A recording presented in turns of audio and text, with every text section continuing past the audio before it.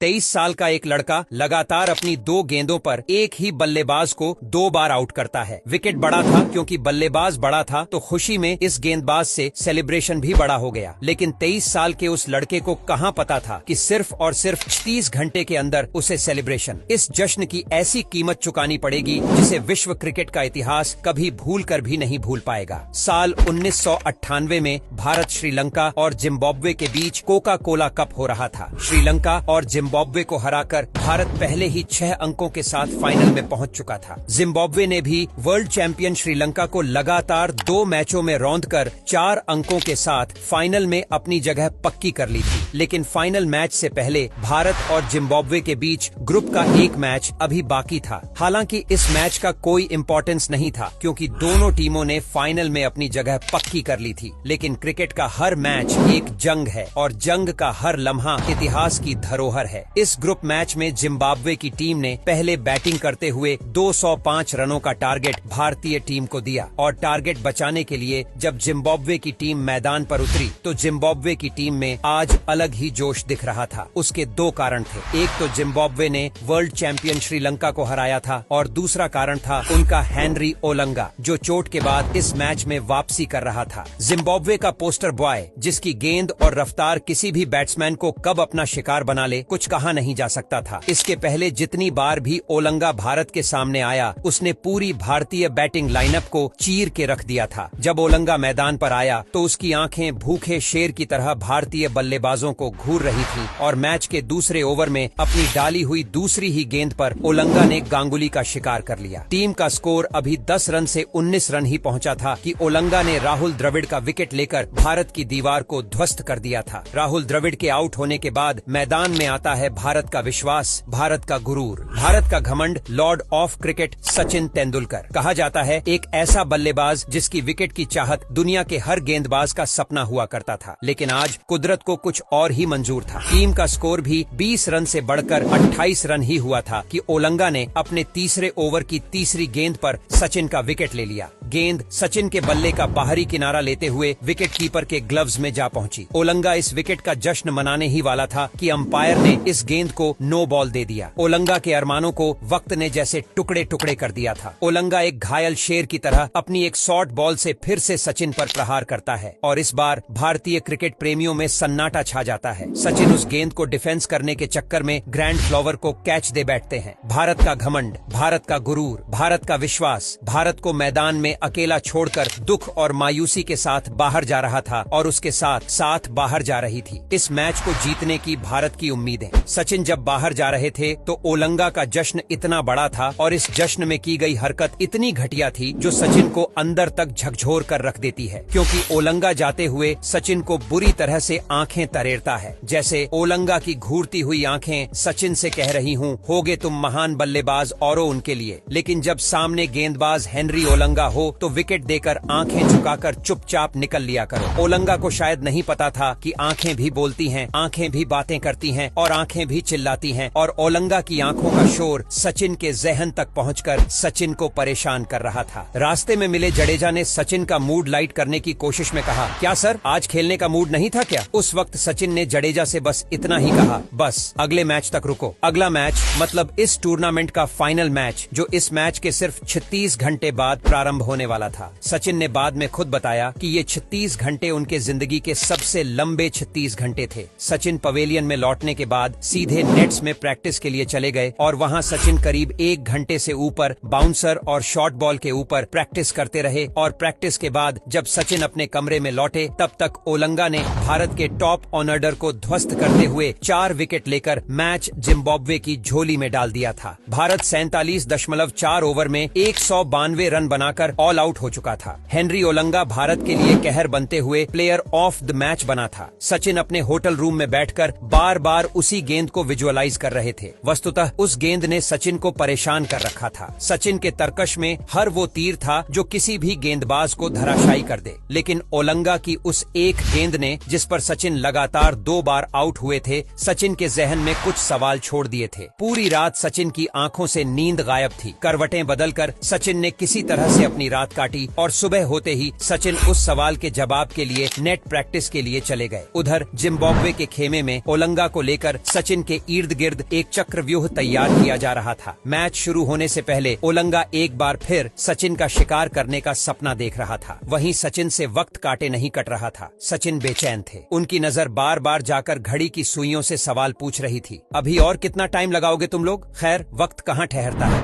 30 घंटे बीत चुके थे। मैच प्रारंभ हुआ और जिम्बाब्वे ने 50 ओवर में 9 विकेट खोकर 196 रन बनाया। हालांकि यह स्कोर बड़ा तो नहीं था, लेकिन जिम्बाब्वे की टीम अपने हेनरी ओलंगा नाम के ब्रह्मास्त्र के दम पर कोका कोला कप का फाइनल मैच जीतने का दम भर रही थी। जिम्बाब्वे का मानना था कि हेनरी ओलंगा की आग उगलती गेंदों का भारत के पास कोई विकल्प नहीं है। सचिन का इंतजार खत्म होता है। सचिन और गांगुली भारत की पारी की शुरुआत करते हैं और फिर उस दिन दुनिया ने पहली बार सचिन का गुस्सा देखा। सचिन की बॉडी लैंग्वेज, सचिन का एग्रेसिवनेस देखकर जिम्बाब्वे के प्लेयर्स रहम की भीख मांग रहे थे। ओलंगा जैसे ही गेंद लेकर आता, सचिन उस पर बाज की तरह टूट पड़ते। शॉट के बाद शॉट, शॉट के बाद शॉट, मानो सचिन हर बॉल को स्टेडियम के बाहर मारने के मूड में थे। उस दिन सचिन ने ओलंगा के साथ जो कुछ भी किया वह ओलंगा के लिए किसी मौत से कम नहीं था। ओलंगा की ऐसी धुनाई देखकर लग रहा था कि मानो सचिन कोई क्रिकेट का मैच खेलने नहीं बल्कि जंग लड़ने के लिए उतरे हों।